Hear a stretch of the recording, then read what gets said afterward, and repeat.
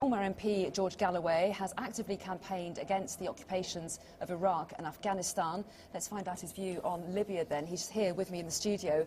George Galloway, welcome. Thanks. David Cameron has said that there's a moral case for action. He says that we have a duty to stop a humanitarian crisis from unfolding. Do you agree with him? Well, it's the double standards that get me. There's more people being gunned down, innocent protesters in Yemen, for example.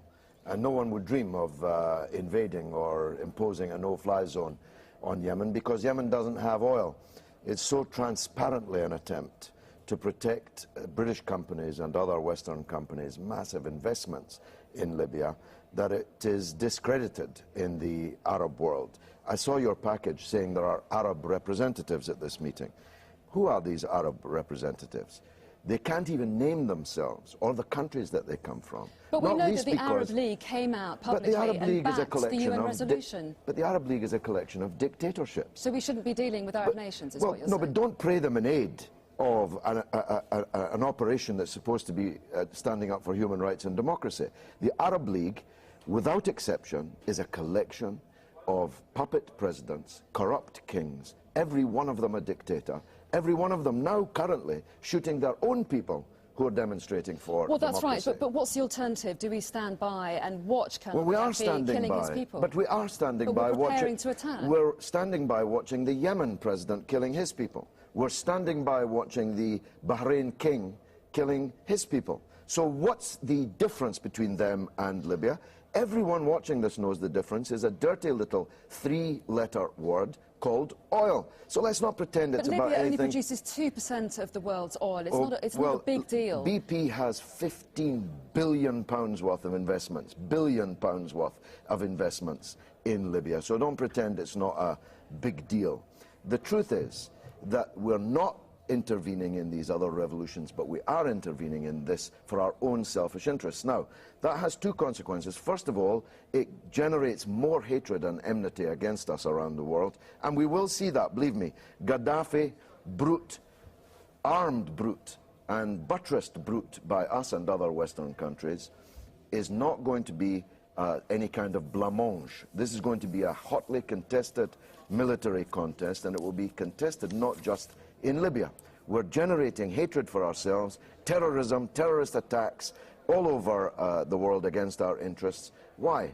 For the oil companies? So you think that will happen? Because Definitely. we have had threats from Colonel Gaddafi's spokesman this morning. Gaddafi has a long record. He has a long record of being involved in international terrorism. Everybody should try to remember that. He has a long record of funding terrorist organizations, and he'll do it again. Another reason to intervene in the country, some would say. But he'd only be doing it because we're attacking him. Mr. Blair and his grisly embrace of Gaddafi in the desert, which I hope people will endlessly replay in their minds. Some of us said that this would come to this, and it has. He brought Gaddafi in from the cold, didn't he? So Gaddafi was now just another Arab dictator. But if we start bombing and shelling and threatening to invade his country, you can be sure he'll fight back. So is that a reason not to do it? Because Yes, we fear retribution? Well, why are we doing it, Anna? We're a country that can't even pay our bills. We're almost bankrupt. We're laying off hundreds of thousands of people. We can't keep our pensioners warm in the winter. How come we've got money to go to war after war after war in the interests of oil companies and arms companies? That's what people in Britain are asking themselves this morning. So would you say there are any circumstances that would justify any military intervention, or there should be no military intervention anywhere? No, I'm not a pacifist. If our interests are threatened, I'll be the first at the recruiting office to defend our country and our justifiable interests. But they're not in this case.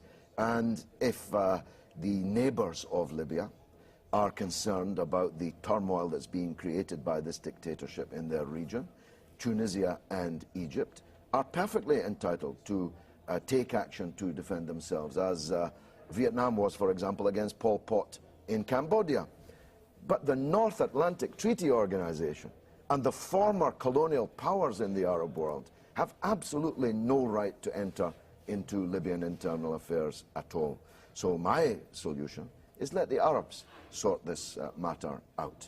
But British men and women and taxes being used to put one group of people in Libya in power rather than another, no thanks. George Galloway, thank you for coming in and sharing your views with us. Thank you.